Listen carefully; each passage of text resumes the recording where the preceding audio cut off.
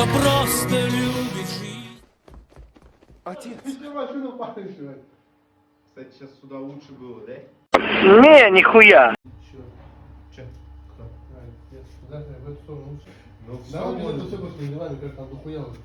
Нет, это красный. Сегодня ровно год, как в нашем доме появилось газовое отопление.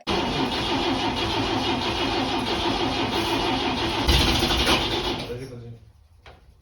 Готов? Да.